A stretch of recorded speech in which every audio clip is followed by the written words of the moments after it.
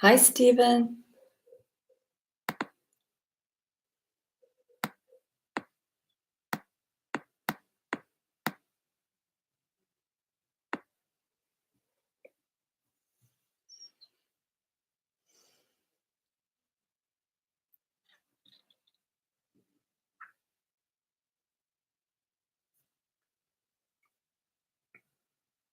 Hi, Jim. So welcome to the Sunday night broadcast. And my apologies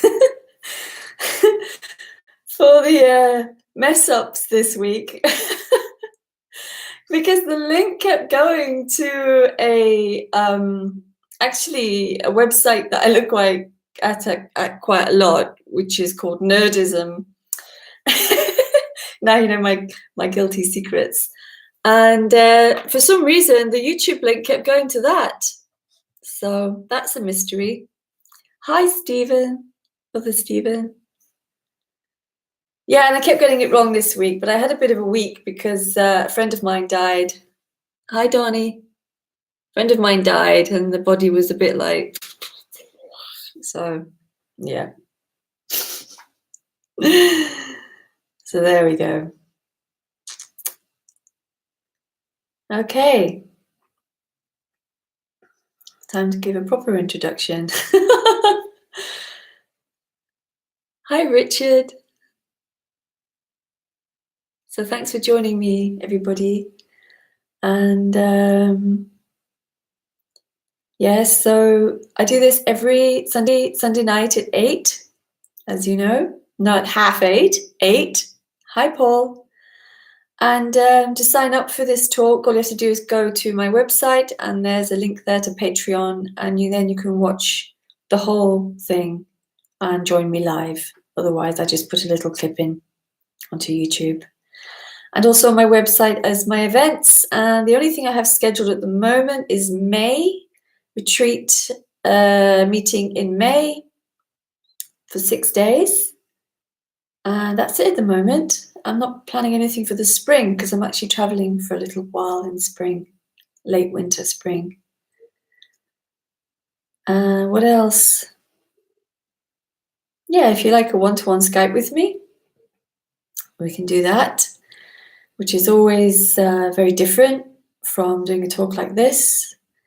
It's a really good opportunity to examine all the misconceptions that go on, and they really do go on, because I wanted to start this talk by reading a question that was on my Facebook wall, which is really this is not a criticism of the question, but it's a really classical thing that the person asks, and the kind of trap that it gets into. So this person says, if you go beyond the experiences, isn't creation love?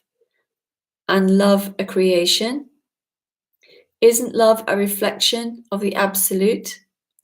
All gurus say we are that. If we look at the rock, tree, flower, aren't they more in a natural state of being than we are? Were they not here before us? Isn't this a clue to our true nature as well? See, this is what the mind gets into, doesn't it? It makes a story that I am not in a natural state. I am not in my natural state. Then what other state is there? If this is not natural, then what else is there? This is absolutely natural as it is. It's absolutely natural. And it's funny that the mind goes to things like flowers and animals and rocks. Well, what about my iPhone? Is that not in its natural state? What about my hairband? Is that not in a natural state? You know, that's what it does. It makes these stories about creation. Is creation love? Well, how do we know it's a creation? How do we know that any of this is a creation? Because that means there'll be a creator. And how would we know there's a creator? This is all stuff that the mind says. That's what it does. It said, as he said, it looks beyond appearances. But what is beyond appearances? It's all made up in the head, beyond appearances. It's just not there. Beyond what? The walls? Or beyond? It's just like, I don't even know what that means, but I understand it because I used to be like that as well. I used to go and look at nature and go, well, how can I be one with nature? How can I do that? When it is already one. It's already here. It's already this. But this is what happens. The mind gets into this story of, is it this? Is it love? Is it creation? What else does he say? Flower, rock, tree, aren't they in a more natural state than being? A natural state of being. What does that even mean? You know, what I like to examine these things. Examine what does being mean? Isn't that just another supposition? Being? Hi, Anne. Hi, Paul. Hi, Paul. Two Pauls. Two Pauls, two Stevens.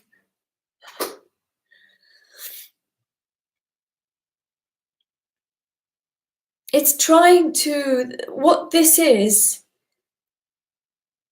lots of forms, but the forms are a mysterious thing.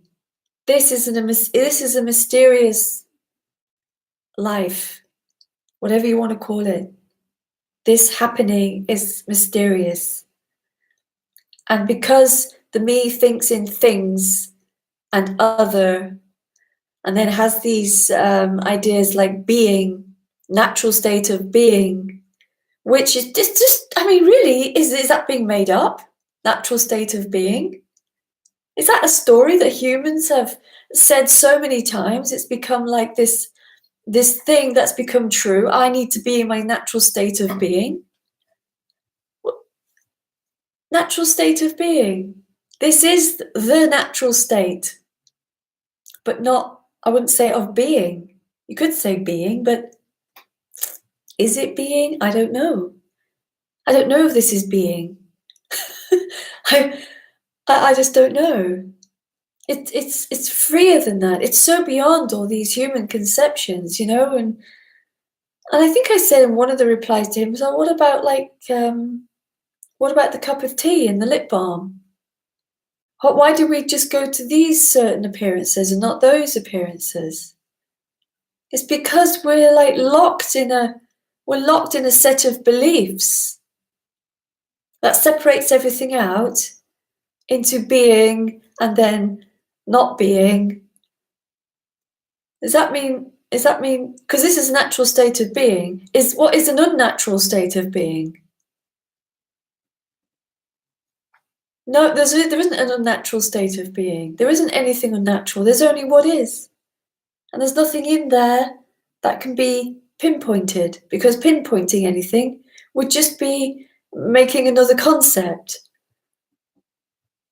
Anything that is thought of, anything that is believed, any ideology is all conceptual, all of it.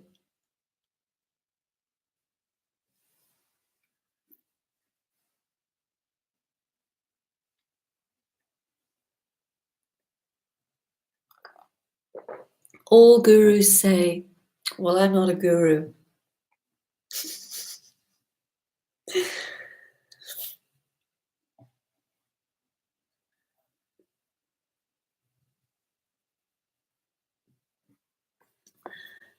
Stephen, just make this bigger. Move that out of the way. Before any words are spoken, there is only what is, and you can't even say what that is. Isness. Yeah, you can't even say any words that are spoken.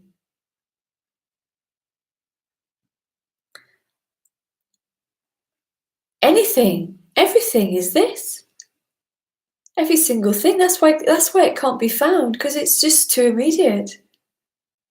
Paul, not too, yeah, not too as in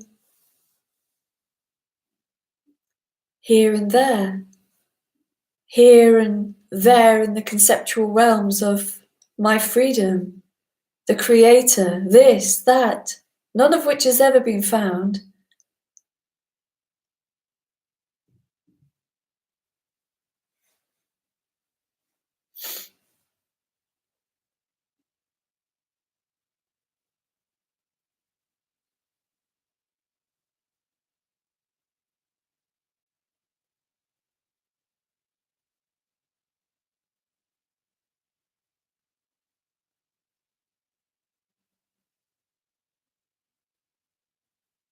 And I say this because in humans, there is this seeker energy.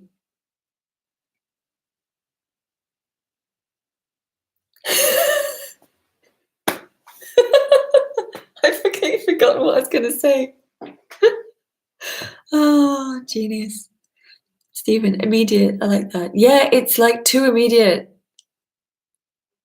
Because like ideas like the creator, unconditional love, all these things, they're just, the seeker gets bogged down in those things.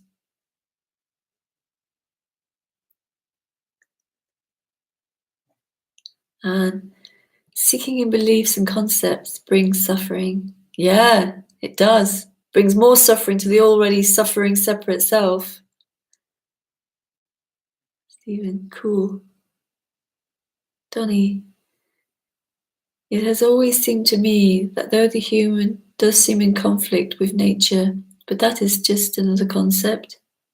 Yes, because who's in conflict with nature? It's a story, isn't it? There's only nature, and that includes iPhones and hairbands. They're not the wildlife. It's not wildlife.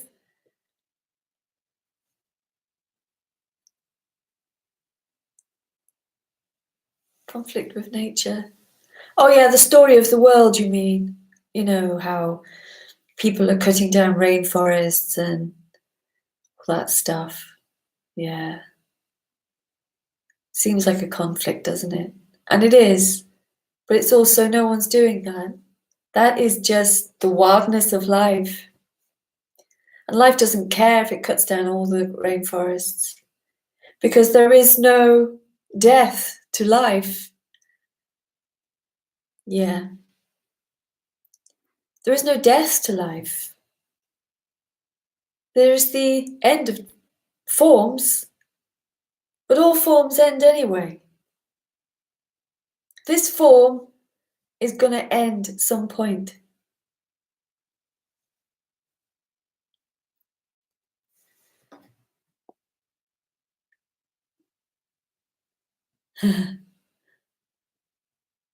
And a friend asked me what creates a character. I said I'd ask you. I've got no idea.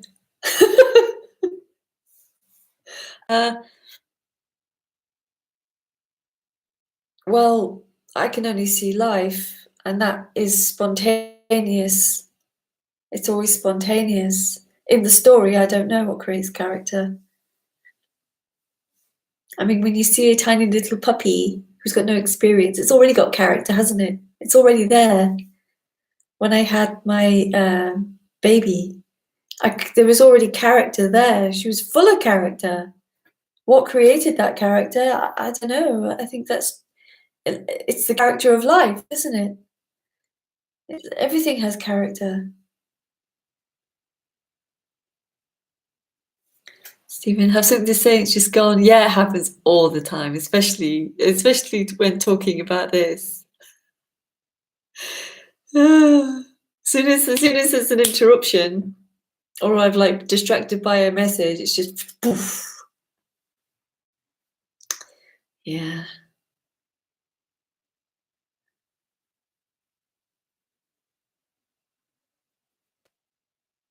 Well, everything is character. You can say that everything's character. It's all life. Psychologists wouldn't say that, of course. Psychologists would say something completely different. Or, or neuroscientists or religions would say something else. But here it's life creating every single nuance, and it's all empty. It's all empty of being dual. It's not dual, it's actually one field of energy. It's all like one field of empty atoms, all arranging themselves into form, and this and changing and moving, and this is always changing and moving.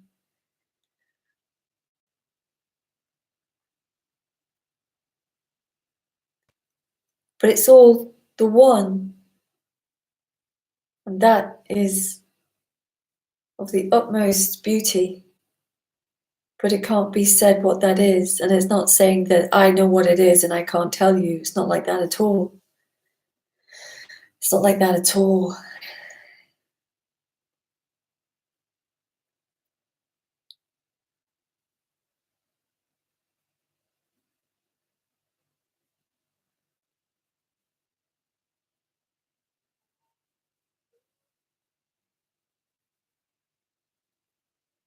It's just beautiful.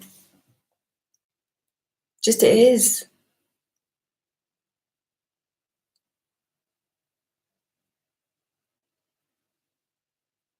And yet the human wants to know what that is, because it feels like I'll be complete when I know what that is. Once I know what she's talking about, I'll know what it is. Well, you'll never know what it is. And all I can do is just keep undermining the concepts and the constructs, because they're all utterly meaningless and they'll never get you anywhere. So all I can do is just keep cutting it down constantly.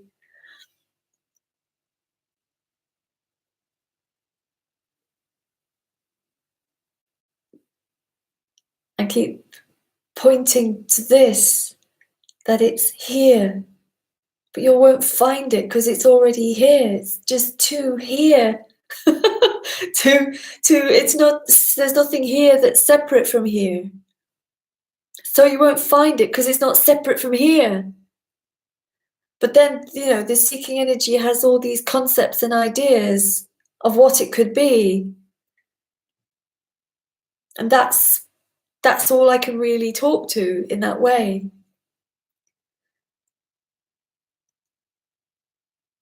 So it's always good to keep putting those things out, if you're brave enough to keep handing me all the kind of misconceptions, I am very happy to chop them down. And she said, why doesn't the character fall away when the me falls away? But I didn't know what to say. Oh, I see. Because there is no me. The me is not the character. Like an animal has a character, but there's no me in it. It's just the character. Even a painting has a character, or a piece of music has a character, but there's no person in that. There's no person in the human. There's just the misconception of a person being in the human. It's all in the head, you could say. But it has nothing to do with the human itself. It's just something that seems to happen in the human.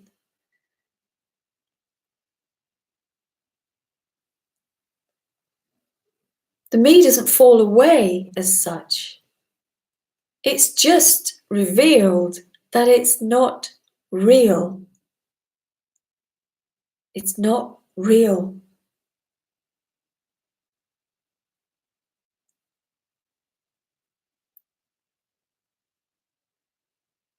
And when that's really revealed, that it's just not real, it's like, oh my God. And there is always that possibility that it'll fall away forever, that it'll just disappear because, when you found out that Father Christmas wasn't real, oh, of course you kind of knew, didn't you? You kind of, well, I did. It's like, we knew somehow that it wasn't real. I wasn't actually that devastated. It was like, yeah, sort of knew that. So that whole construct can literally just be dispelled in a way.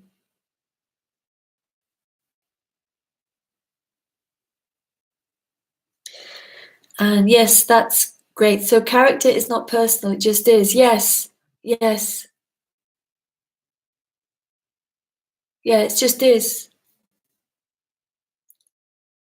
It's just like anything, like the character of the face has many different characteristics, doesn't it? Everyone has their own characteristic of their face. Well, the character's a bit like that, but there's nothing personal in the face. So there's nothing personal in the character or the body or anything else here, actually. But when we're talking about the human, yeah, the character is just as empty as the character of the face. It's just empty of person.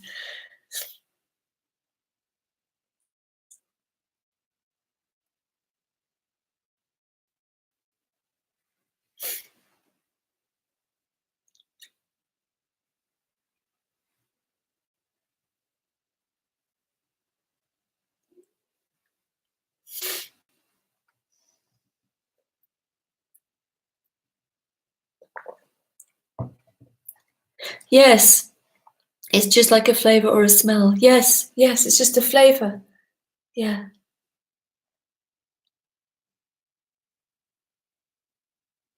Yeah. Each human has its slightly different fragrance.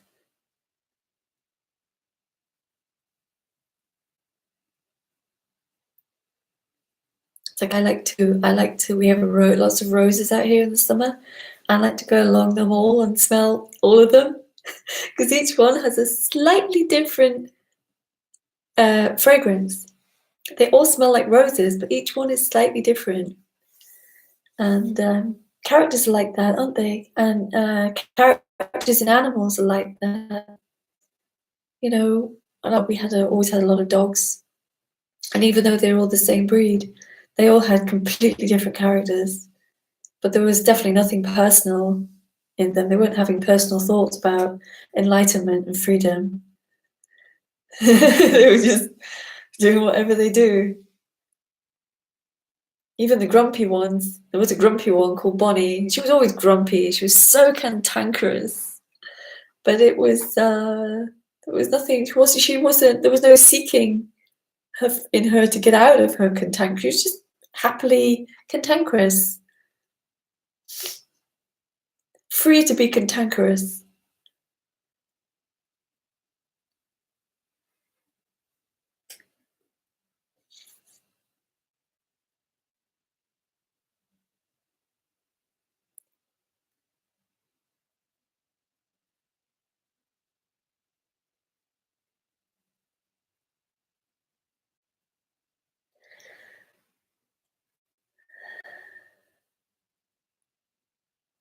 Yes, yes.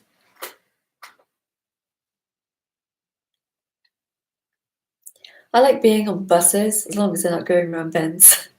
And when I'm on buses, I like to look at the people, and the animals and everything. And when I look at the people, I just see all these different characters. I don't see different persons. I just see all these different characters. One can be sat at a bus stop, or one can be rummaging in a bag, and they're all like busy doing their little things, like little animals.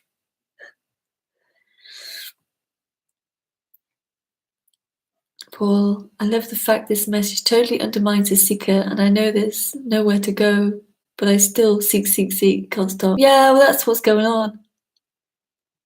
That's what's going on. You're not seeking, Paul. It's just what's happening. Seeking, even if you can really hear the message, the message, and it's just like, oh, it's so fresh. It's so fresh. And seeking can go on at the same time because it's like I've got a motor. It's a motor that runs, you could say. And then, within that seeking, within that story of me, it goes, yeah, but I'm still seeking. It's like, so what? So what? It's going on. So what? Doesn't matter. It's going on. Stuff goes on, but it's not relevant.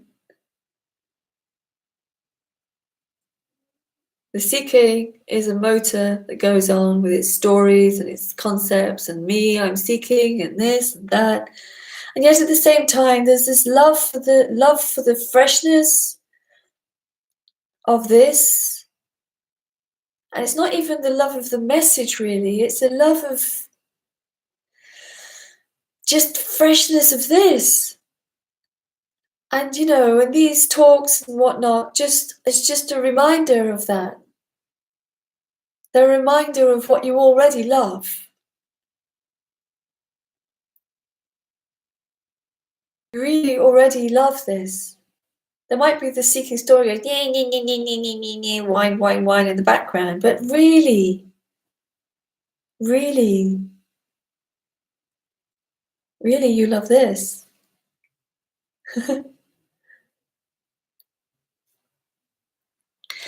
Donnie, can you talk about what love means to you? Is it just a human emotion? I seem to love of people who have died, etc., not wanting to let go, as if it didn't mean anything. There's nothing wrong with loving people who have died, because they haven't died, have they? They haven't really died. I still really love my grandparents. I love them so much. And they died a very long time ago.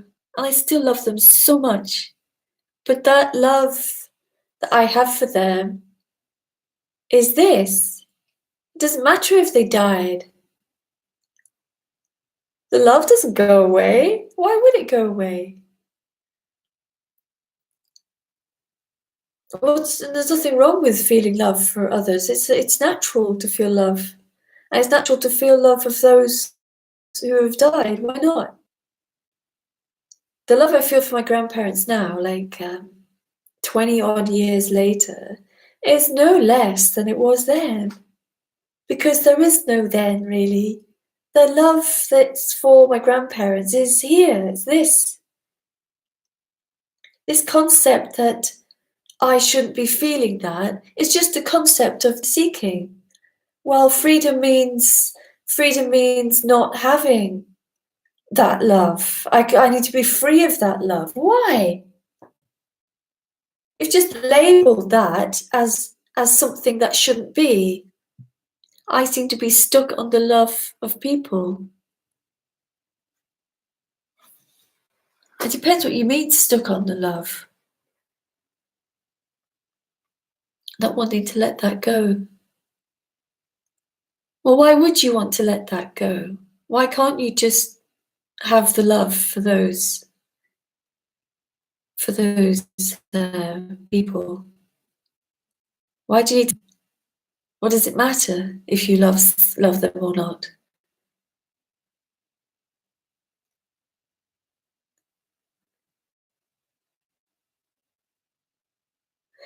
And the person, me, tries to mold itself into some sort of concept of perfection, always seeking perfection, getting patience, etc. Become wrong. Yes. It's a bit like what I was saying to Donnie, isn't it? About letting this love for dead people go. Well, the idea of perfection is not holding on, because you're not holding on to the past by just loving somebody. If the love is there, the love is there. Seeking has the idea that it shouldn't be there. Why shouldn't it be there? So yeah, so moods, impatience, anger. Yeah, it's the idea of them it's the idea of them being wrong. Yeah, it tries to mold itself to some sort of perfection. Yeah, well, that's the spiritual path, isn't it? We've all been indoctrinated with this spiritual path, and it creeps even into non-duality as well. This idea of perfection, which is without anger, without irritation, without attachment, without desire, without all these things. But no one's angry anyway. Have you noticed that anger flares up before there's any concept of who's angry? Whoosh. It's like when I was saying earlier that I was all over the place this week, getting all the dates wrong and things wrong on Patreon. I had a friend who died, and she died in a horrible way. She hung herself, actually. She killed herself by hanging. And it wasn't really grief here. It was more like the body just felt sick. It's like it felt sick all day Thursday. And but you see, the seeker would want to get rid of that. I should be perfect. I should not have this kind of innervated, sickly feeling in my body. I shouldn't have that because I'm perfect. I'm above it. But that's the me idea, you see, being above it. But they're all just concepts. When that's not there, and everything just comes and goes as it does. It makes no difference what's coming and going. When there's a sick feeling because your friend has hung herself, it's there's nothing that wants to escape that. It's just part of the natural process. I mean, what this body does when something strikes it like that, like something like that. It's like it's like I'm like an animal. I go and curl in a corner, like I go and sit in a corner of my couch and just almost like lick my wounds, as it were. Not even that, just like I just allow it to be there. Just there. There's no choice, actually. And all these bloody spiritual ideas that go on about, being above all that. What a load of nonsense.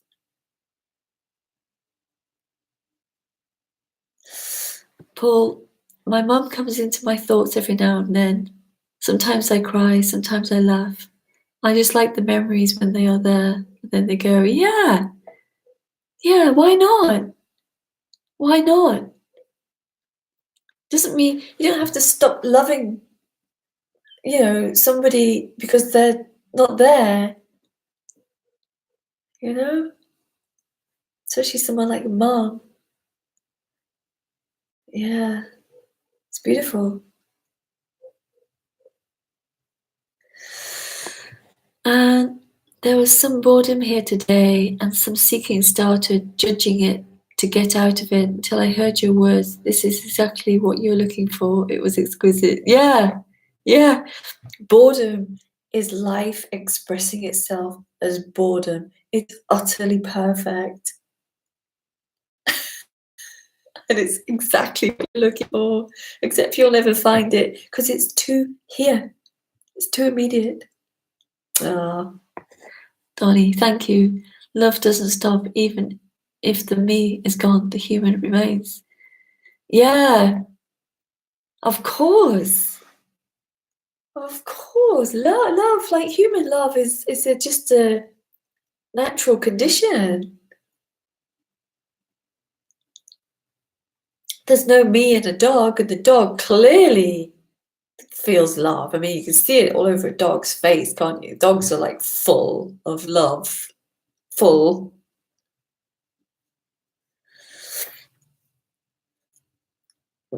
Human love has got nothing to do with the person. The person's just a sense of identity. that latches on to everything that goes on, no matter whether it's in the body or outside the body or in another body. It just latches on to where it latches on. But love, desire, irritation, laughter, all those things have nothing to do with the person. The person is a judging, contracted, psycho-emotional construct that's created in the human, and it has nothing to do with what actually is going on. It's just actually just another appearance. But it has nothing to do with everything that is. It just is what it is, but it's not related to it. It just thinks it's related to it. So it's an identity that identifies with everything.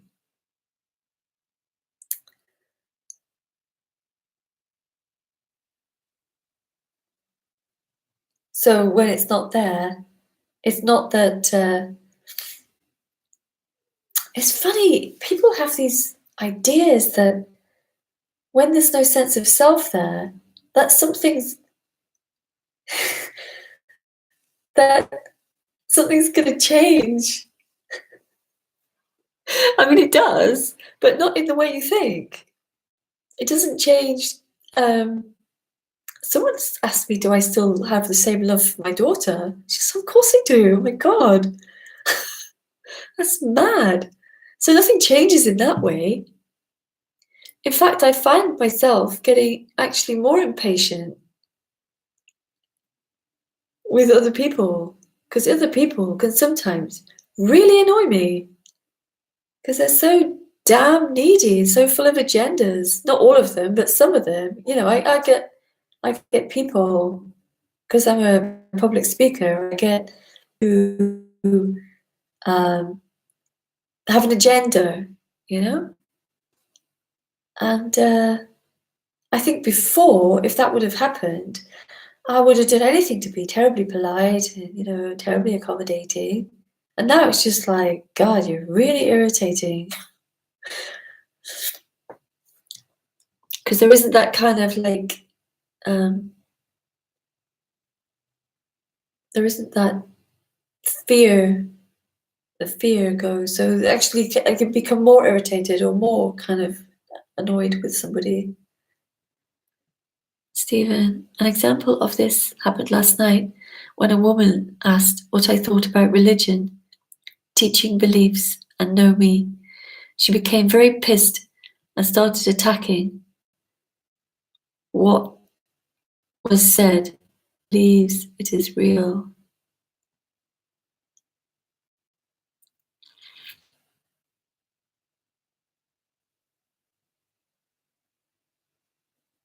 Well, yes, she would. Because if people have an attachment to what their core belief is, and the core belief is, I am me. And then in that core belief, there is everything else that's been added to me, my beliefs, my, what's the word? My past, my goals, all these things which are very personal to the me. If you undermine any of those things, she's going to get very pissed. It's funny, in the UK, getting pissed means getting drunk. But I know what it means in the US as well. Yeah, she's going to get very pissed off, yeah.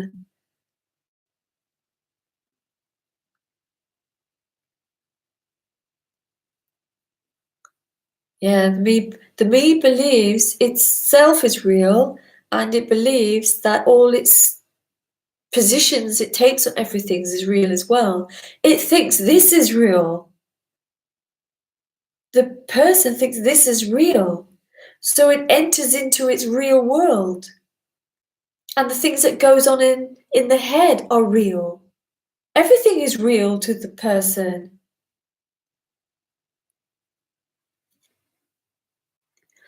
Just saying it's very glaring. Oh yeah, it's tiresome, isn't it? I only speak about this here. And on Wednesday night, place like that, just forget it. Yeah, you're gonna come across these people who I actually have no time for. Donnie, yes, everything is left more full on. I'm filtered through a me filter, so in some ways felt more emotionally and strongly.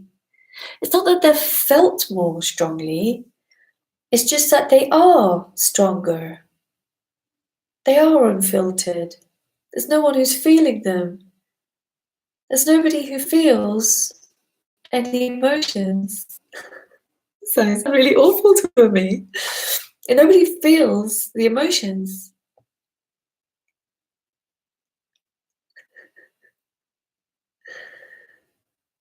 Emotions just are. It's like saying, who's feeling the rain? Well, me would go, I'm feeling the rain. No, the body's feeling the rain. The body feels the rain. Person doesn't feel the rain. Person thinks it's feeling the rain. The person thinks it's feeling the feelings. The person's not feeling the feelings. The body's feeling the feelings. The body's feeling the emotions. So when there's irritation here, it's the body that's irritated. Because the brain is the body. It's the body. Yeah. Yeah.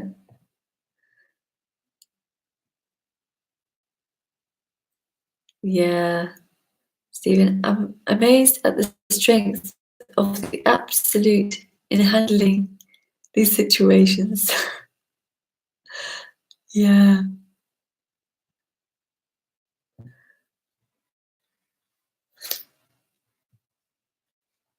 Don't get me wrong, I do like a really good debate sometimes. I really like it when I get a super duper intellectual. Is that naughty of me? But sometimes I do. Sometimes I like I don't know, I like a little times. Especially if it's a live meeting and you get someone who's like, a little bit confrontational. Something here quite enjoys that. Honey, I get what you mean. No one feeling, it's just felt. Yeah. Like when you stub your toe, there's no room in that, is there, for someone to go, oh, I've stubbed my toe. Oh, here's a good example. You stub your toe, and the me says, I've stubbed my toe. Now I'm further away from freedom. It's like, that's the same. I feel anger, therefore now I'm further away from freedom.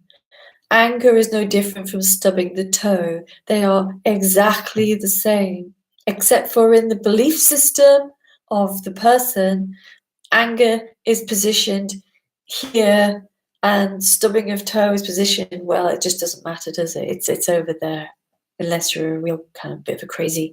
But anyway, anger is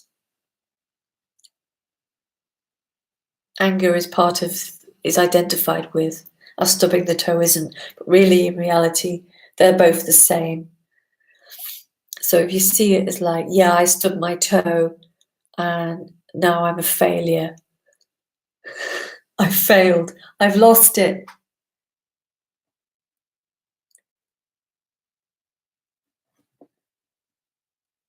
Honey, I get what you mean.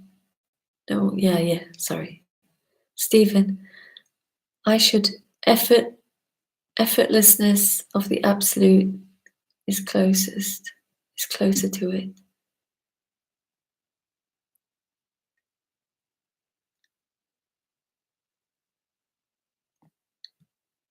I still don't know what you mean, sorry.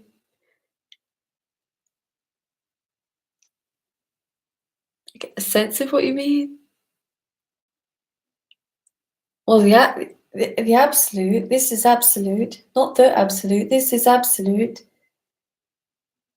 And it is without effort because there's nothing in it to have effort. So free. So free.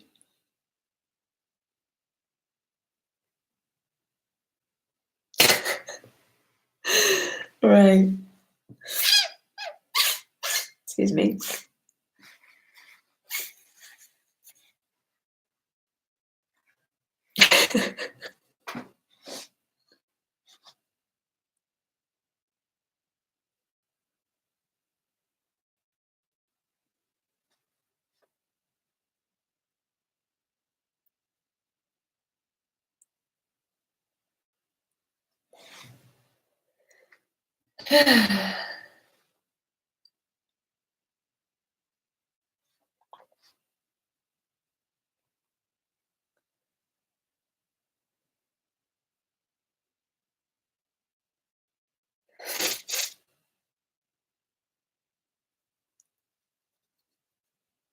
I remember before when things used to kind of, irritate me, like passive aggressive behavior really, really me.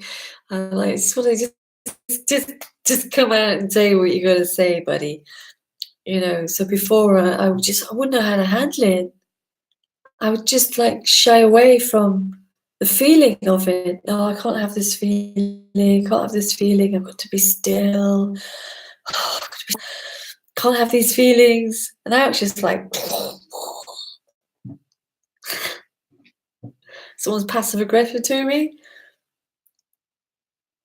But just I just feel kind of I feel incredulous. Usually, it's like really, But those feelings, so the complicated senses and feelings that are normally suppressed by the story are so wonderful in color.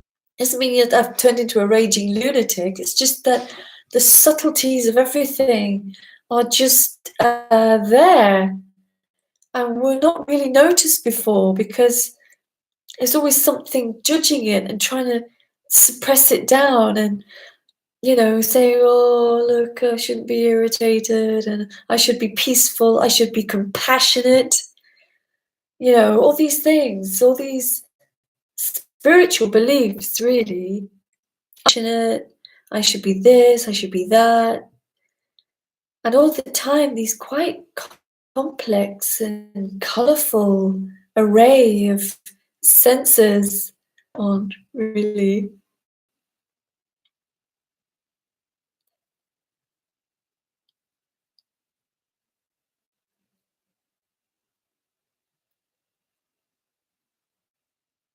That they make everybody into like these passive ideas of freedom. They're kind of passive, trying to make everyone into this sort of angelic kind of zombies, where everyone has to pretend to be so loving and nice all the time. Why? Why do you have to be loving and nice?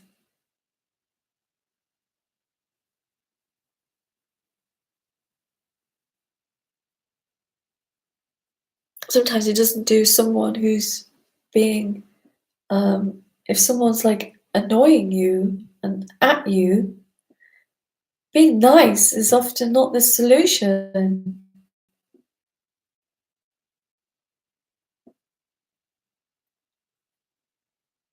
On occasion, I have to tell people to F off, Get people who really uh, feel like I owe them something within this message. Not very often, but occasionally I get people who really feel like I owe them something.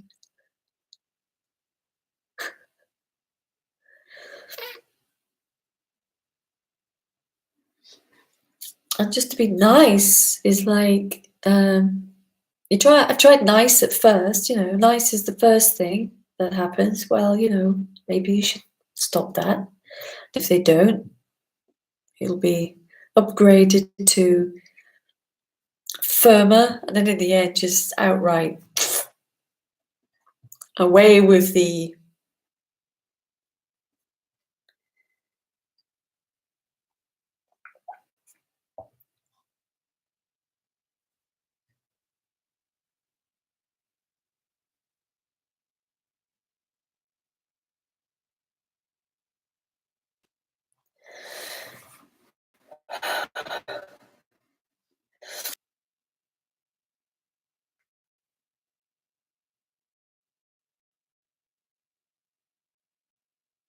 it's like me, it's like some sort of compressed little kind of judging little separate thing that's just clenching inside and judging everything. It's so painful. Stephen, being nice in that way had always left a quiet discomfort. Yeah, same. Yeah, because you know you're being nice because you don't want to get into trouble or hurt someone's feelings. But usually that's for anyway. I can only speak from here. I didn't want to hurt someone's feelings, not because I cared about their feelings. It was because I was scared of the back. Donna, yes, conditioning here has always restricted me being able to express authentically, trying to be a nicer person. Stephen felt phony and rehearsed. Yeah. Trying to be a nicer person. Yeah, for who? Trying to be a nicer person, my experience, is utterly selfish. It's all about what kind of person I want these apparent people to perceive me as. Apparent people perceiving an apparent person as being nicer. But that's only because so the person can feel better about itself or more comfortable. Wanting to be nicer person is utterly self-centered. It's not a criticism, by the way. That's just how it's seen here. It's utterly selfish. Person is utterly selfish. Everything is about itself. Because when the human really does care for another, it's so immediate that care. You know, it's not phony or rehearsed. It's absolutely immediate. Something that comes out. It's an action, isn't it? It's an action that appears. It's absolutely immediate. But the fear of actually those feelings being expressed as they really are is utterly selfish. And it's not out of compassion for another. Fear.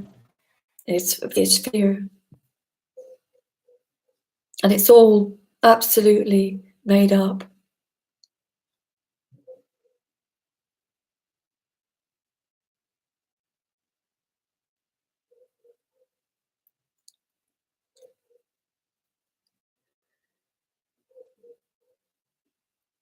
Danny, I guess religion has something to do with it. Fear of going to hell. Well, yeah.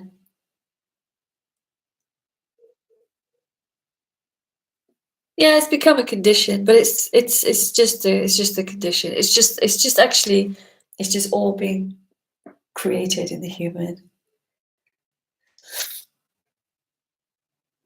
Hey, Steve. Hi there. It's Melanie, isn't it? I think that's like you, Melanie. Being phony and nice is an awful, sick feeling in blah. I also want to share that my sister overdosed this past summer, and you mentioned your friend's suicide has brought up feelings here. Yeah, man.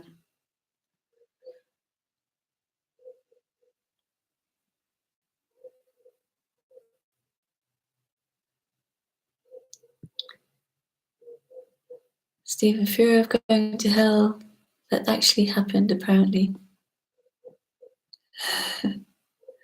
Yeah, religion is. I mean, it's funny how spirituality and religion even hang on into this message when this message is absolutely not spiritual or religious. It's funny how it creeps into everything.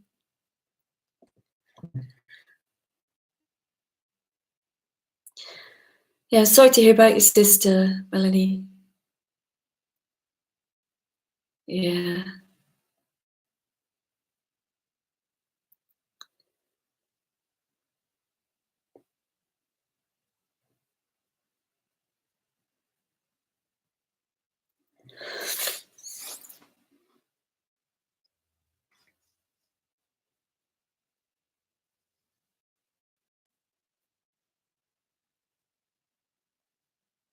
Yes, because that's just painful, isn't it? It's just painful. Just painful. About escaping pain. It's not about being above pain. Because pain, that kind of pain, has actually nothing to do with the identity. Nothing to do with the identity. That is just pure pain.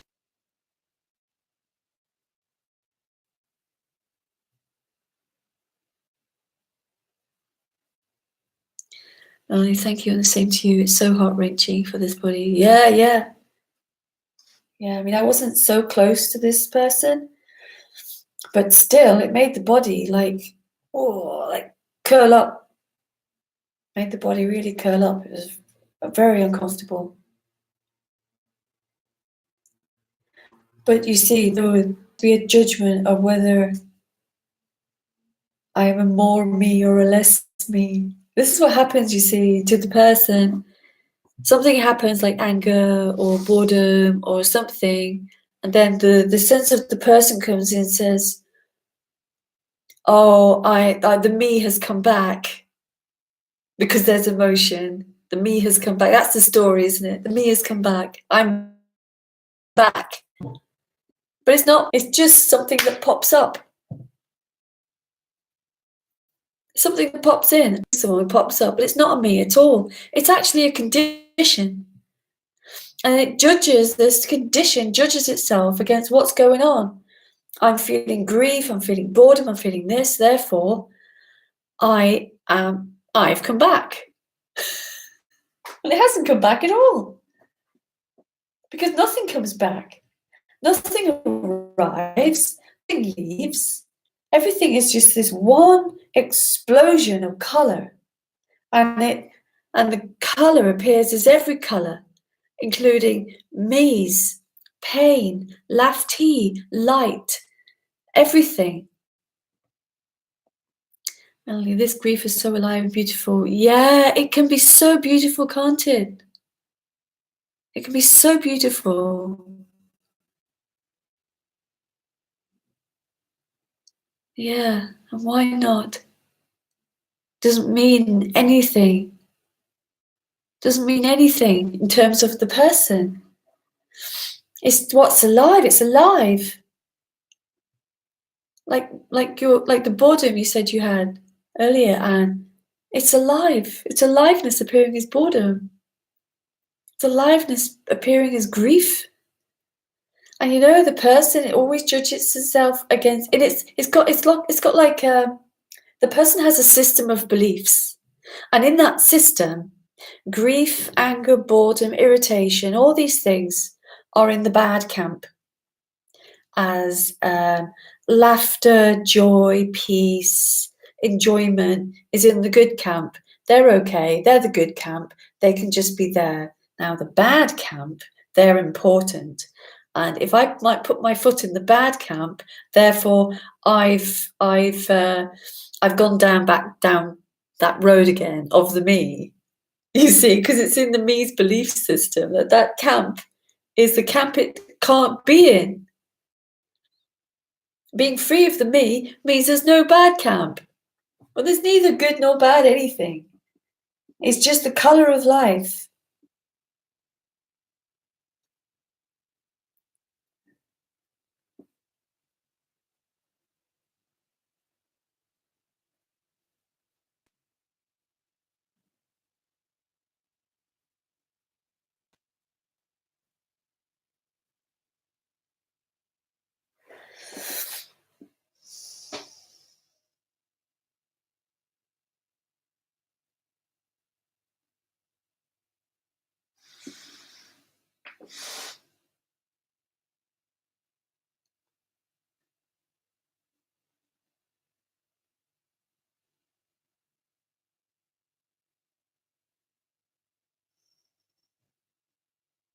Like a dog, you know. I always talk about dogs because I love dogs. And they're neither trying to escape or go towards anything. They're just so like, if they have extreme fear, terror, and the next minute they're wagging their tail. It's because they've got no concept of what's good and what's bad. They have no concept. It's just so immediate for them. Because there's nothing there that's identifying with what's happening. And when that identification is no longer there, there's no judgment of what's going on. There's no judgment that grief is bad or love is bad or anything's bad.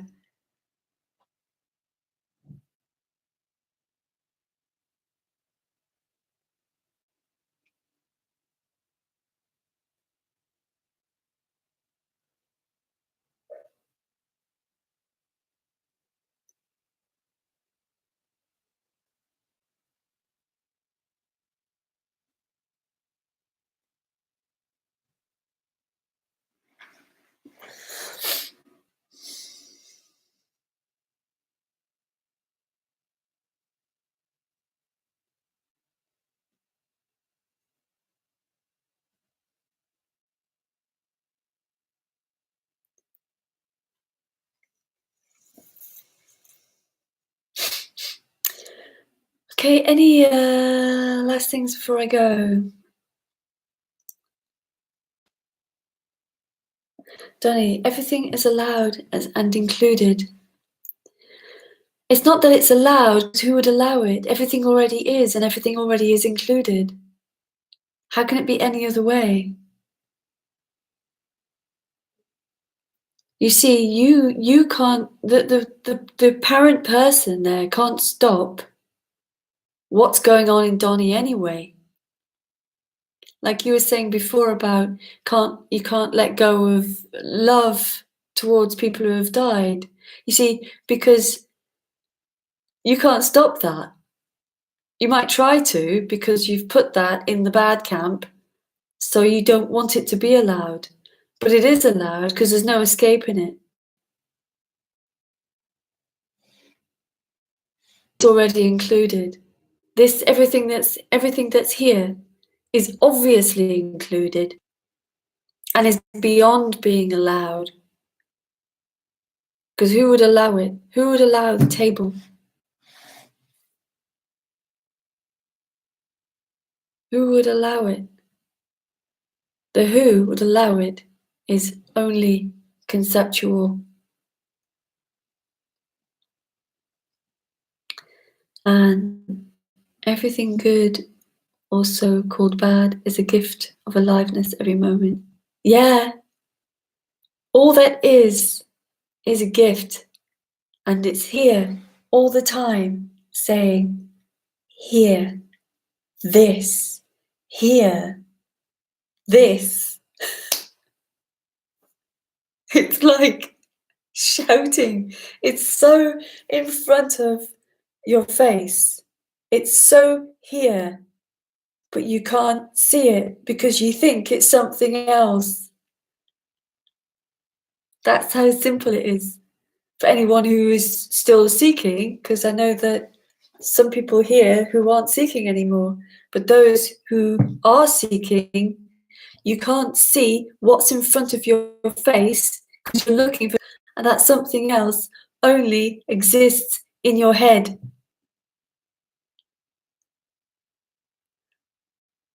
I think that's a good note to finish on. So thank you everyone for joining. And I did a really short intro, so I don't know what, like 8 minutes or so I'm going to cut out of this for YouTube. I was kind of all over the place, but I really enjoyed it. Thanks, Donnie. Oh, thank you, Stephen. Stephen, even dog shit is wonderfully alive, lol. It sure is. Though I wouldn't want to get close to it, but it definitely is. Oh, thank you, Anne. Thanks, Melanie. Thank you. Thanks, Jim. Oh, thanks, Wilson. Oh, yeah, we're a bit late, but it'll still be there. You know, it's still just go on Patreon. It's going to be left there. All the talk's going to be. I'm not going to take any of them off. Actually, I just need to change this, other Stephen. And speak to some of you on Wednesday. Oh, thanks, Paul. Speak to some of you on Wednesday. And otherwise, I'll be here same time next week. And hopefully you won't get links to my nerd